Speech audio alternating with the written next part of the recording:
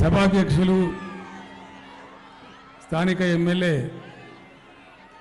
ఇప్పుడు బీఆర్ఎస్ అభ్యర్థి గౌరవనీయులు సతీష్ గారు, పెద్దలు గౌరవనీయులు మన పార్టీ సెక్రటరీ జనరల్ గారు డాక్టర్ కేశవరావు గారు, గౌరవనీయులు పెద్దలు కెప్టెన్ లక్ష్మీకాంతారావు గారు, మంత్రివర్యులు హరీష్ రావు గారు,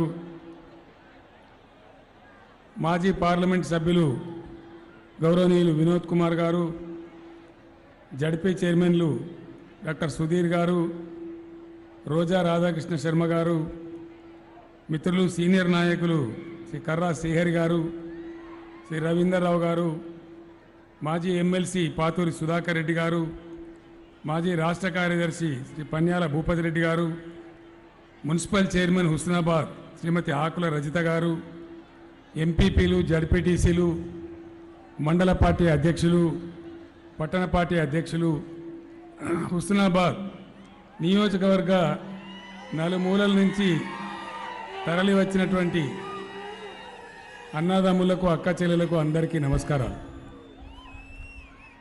2018లో శాసనసభ ఎన్నికల మొదటి సభలో నేను ఇక్కడికే వచ్చి ప్రసంగించడం జరిగింది.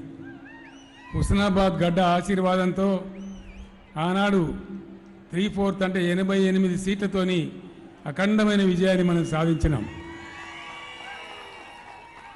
ఈసారి కూడా పెద్దలందరూ చెప్పినారు, మళ్ళీ మీరు హుస్నాబాద్ నుంచే జైత్రయాత్ర ప్రారంభించాలి అంటే ఈరోజు అభ్యర్థులకు హైదరాబాదులో బీ ఫారం అందజేసి అక్కడి నుంచి మన మేనిఫెస్టో ప్రకటించి నేను ఇక్కడికి మీ దర్శనానికి రావడం జరిగింది. నేను మీ అందరిని ఒకటే మాట కోరుతా ఉన్నా. నేను చెప్పే 4 మాటలు, టైం ఎక్కువగా లేదు, మీరు మధ్యలో డిస్టర్బ్ చేయకపోతే మంచిది. చివరిలో స్లోగన్లు చివరిలో బాగా చెప్పుకుందాం. సభ ముగిసిన తర్వాత బాగా గట్టిగా స్లోగన్లు చెప్పుదాం.